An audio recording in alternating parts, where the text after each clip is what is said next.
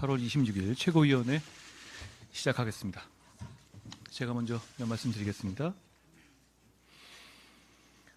어제 고위 당정에서 국민의힘은 국가에 헌신하신 분들에 대한 예우 강화에 대해서 말씀드렸습니다. 구체적으로는 지금 현재 유족연금이 순직하신 군인의 경우에 추서되는, 그러니까 순직 이후에 이 올린 계급이 아니라 그 이전의 계급대로 지급되고 있는데요. 유족연금을 추서한 계급에 따라서 지급하는 방안에 대해서 정부와 논의했습니다. 구체적으로는 저희는 이 제도를 시행함에 있어서 제도 시행 이전의 대상자들에 대해서도 소급해서 적용해야 한다는 말씀을 드렸습니다. 그리고 군인, 경찰, 소방공무원들 같은 제복공무원들은 너무 당연한 것이고, 재난 현장에서 몸을 아끼지 않은 일반직 공무원들도 그 대상이 되어야 한다는 말씀을 드렸습니다.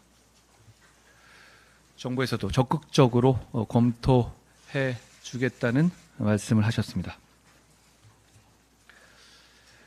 한 나라가 누구를 배출했느냐 못지않게 누구를 어떤 방식으로 기억하느냐가 그 나라의 품격과 수준을 말해 준다고 생각합니다. 우리는 이분들을 명예롭게 기억하겠습니다. 국가가 어떤 분들을 명예롭게 기억하는 것은 말뿐이 아니라 제도, 잘못된 제도를 고치고 좋은 제도를 내는 것으로 하는 것이라고 생각합니다. 저희는 이 제도 끝까지 잘 시행하겠다는 말씀 드립니다. 법이 바뀌어야 되는데요. 이 부분에 대해서는 크게 정쟁의 요소도 없고 민주당도 반대할 이유가 없다고 생각합니다. 이런 법안들을 신속히 처리하자는 말씀 드립니다. 그리고 제가 지난주에 난임 문제 관련해서 공난포가 된 경우에 지원금이 반환해야 되는 문제점에 대해서 지적을 했었고, 그 부분에 대해서 어떻게든 시정하겠다라는 말씀을 드렸습니다. 정부에서 지난 금요일 보건복지부 이기리 복지 1차관 주제로 빨리 대응해 주셨습니다. 감사하다는 말씀 드립니다. 구체적으로 말씀드리면 이게 이런 구조입니다. 공난포 문제에 대해서는 지원되는 돈이 정부가 지원하는 돈이 있고 또 일부는 지자체가 지원해야 하는 돈이 있습니다. 이 구조로 나가거든요. 그런데 지금까지 정부 지원은 공난포가 나더라도 그 부분을 무효화해서 반환하지 않게 되어 있었는데, 지자체에서는 아무래도 그 재정적인 문제로 상당수 대부분의 지자체에서 그걸 반환해야 하는 규정을 유지해 오고 있었던 겁니다. 그 부분을 해결하기 위해서 보건복지부가 전국의 17개 시도의 담당자들과 금요일 회의를 했던 것인데요. 지자체나 그 지자체는 소속된 정당은 다를 수 있었습니다만 이 문제를 해결해야 한다, 이 문제가 불합리하다라는 점에 대한 공감대는 모두 같았습니다.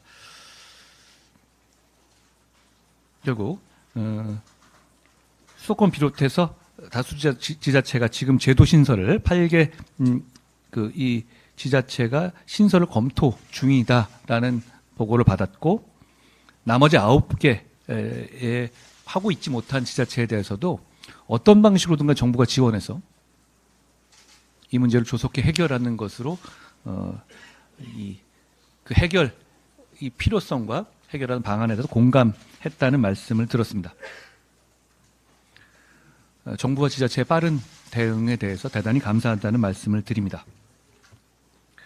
사실 이게 난임이라는 게 굉장히 어려운 것이고 시험관하기 시술이 당사자에게 굉장히 힘든 거라고 하더라고요.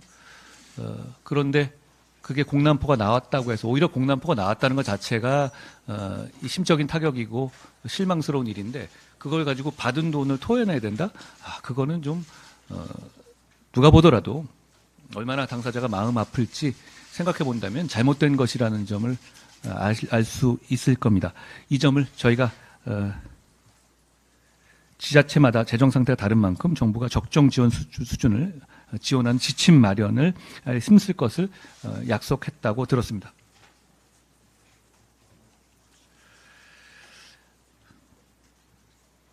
어차피 국가가 가지고 있는 재원은 한정돼 있잖아요. 그런 재원을 포퓰리즘적으로 인류적으로 살포하는 방법도 있을 수 있고요. 그런데 이렇게 해결되지 않은 문제점, 이런 부분들을 최대한 찾아서 꼭 필요한 것을 우선적으로 돈을 쓰는 방안이 있을 겁니다. 우리 국민의힘은 후자의 방식을 더 확대하겠습니다. 그게 바로 저희가 말하는 격차 해소의 길이라고 생각합니다. 이런 문제에 대해서 앞으로 야당과 건설적 논의에 더 나서겠습니다. 이건 철저히 민생 문제이잖아요. 이재명 대표님의 코로나 이 확진으로 잠시 미뤄졌지만 많은 국민들께서 여야 회담을 기대하고 계시다고 생각합니다. 그 이유는 정치의 복원 그리고 민생 정책을 중심으로 하는 정치로의 새로운 전환을 많은 국민들께서 바라고 계시다는 이유라고 생각해요. 저는 그 논의의 과정에서 이렇게 서로 갈라져 있고 싸우는 상황에서 뭐 대단한 결과물, 한 방에 끝나는 모든 결과물이 나올 거라고 생각하지는 않습니다. 여러분도 그렇게 알고 계시잖아요. 우린 현실 세계에 살고 있는 사람들이니까요. 그렇지만 여야 대표가 새로운 정치 출발을 하겠다는 결의를 보이고 몇몇 쟁점에 대해서 서로 합치되는 거나 의견이 좁혀지는 모습을 보여드리는 것만으로도 새로운 정치를 출발하는 것을 보여드릴 수 있고 국민 여러분들께 희망을 보여드릴 수 있다고 생각합니다. 회담을 반드시 하게 되기를 저는 기대합니다.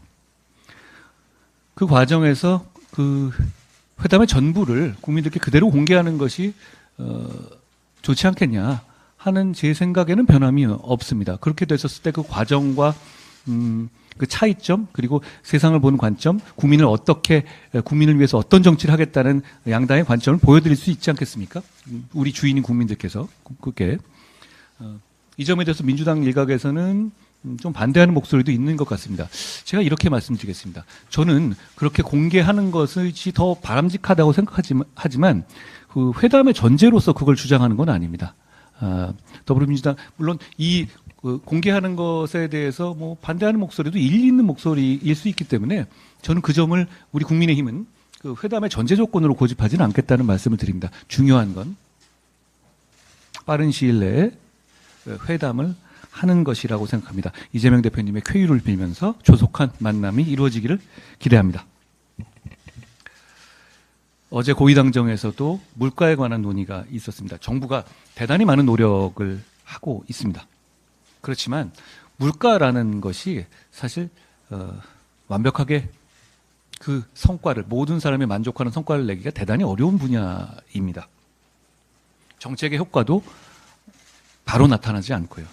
일례로 지난 설 무렵의 사과 같은 경우에 높은 물가의 상징처럼 여겨졌고 각종 대책이 정부가 발표했지만 그 노력의 성과물은 지금 무렵에서나 드러나고 있잖아요.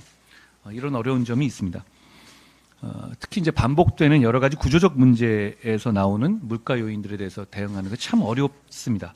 예를 들어서 폭염으로 인한 채소 가격 상승이 매년 되풀이되는 일입니다. 여기에 대해서 어제 우리가 고위당정에서 말씀드린 것처럼 정부가 이걸 반드시 잡겠다는 의지와 대책을 가지고 있습니다. 정부가 더 분발해 주기를 바라고 당이 뒷받침하겠다는 말씀드립니다. 아울러 이런 반복되는 구조적 문제, 대부분의 경우에 기후 문제, 기후 변화 등에서 비롯되는 경우가 많잖아요. 이 부분에 대해서도 어떤 장기적인 이 대책도 필요하다고 생각합니다. 한반도에 과거와 다른 무더위가 계속 이어지면서 배추, 상추, 시금치와 같은 엽채류 가격이 상승하고 있습니다. 이런 이 기후 변화에 따른 물가 압력을 정부가 비축 물량을 방출하고 할인 지원하는 등의 대응으로 방어하고 있고 그것도 필요합니다만 구조적인 한계가 있다는 말씀을 드립니다. 분명히 기후가 변하고 있거든요. 지난해에 아열대 작물의 우리나라 재배 면적이 4,125헥타르였습니다. 그런데 2017년에 아열대 작물의 우리나라 재배 면적은 354헥타르였습니다. 그러니까 7년 만에 10배가 넓어진 겁니다. 기후변화가 정말 급속하게 이루어지고 있고 거기에 따라서 우리의 농업 환경도 바뀌고 있습니다. 정부가 과학적 기후 분석을 통해서 재배 환경 예측하고 이에 맞는 농산물 생산 계획을 수립하는 것이 이렇게 반복되는 물가 문제에 관한 중장기적 접근 중 하나라고 생각합니다. 정부도 그렇게 하고 있는데요. 당에서도 정책적으로 그리고 입법을 통해서 지원하도록 하겠습니다. 그리고 아울러 1953년에 제정된 수산업법도 기후 환경 변화에 따른 개선이 필요합니다. 연근의 어업에 1,500건이 넘는 규제가 아직도 존재합니다. 환경 변화에 맞는 규제 개선이 반드시 필요합니다. 수산 기자재 산업의 육성과 스마트화 촉진도 필요합니다. 국민의힘이 뒷받침하겠다는 말씀을 드립니다. 이스라엘과 헤즈볼라의 충돌이 언뜻 보면 남의 일 같고 먼 일 같지만 실제로 이 중동 정세는 금융시장과 유가와 직결되는 문제죠. 정부와 금융당국에서 국내외 실물과 금융경제 동향을 면밀히 점검하고 대응하고 있는 것으로 알고 있습니다. 국민의힘도 정부와 함께 이 긴장감을 늦추지 않고 정세 변화에 면밀하게 대응하겠다는 말씀을 드립니다.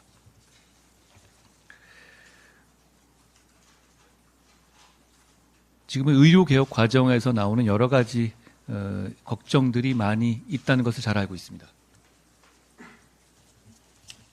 의대 증원이 필요하다라는 국민적인 동의는 분명히 있었고 지금도 있다고 생각합니다. 다만 국민의 건강을 지키는 건 절대적 가치이기 때문에 그 과정에서 생길 수 있는 여러 우려에 대해서도 정부가 철저히 대비해야 한다고 생각합니다. 저도 그리고 당도 지금도 노력하고 있습니다만 더 노력하겠다는 말씀 드립니다.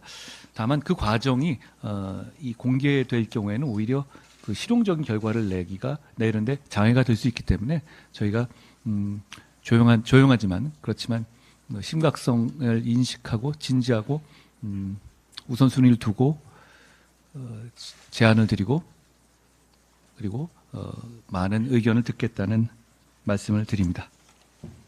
저는 오늘 여기까지 하겠습니다.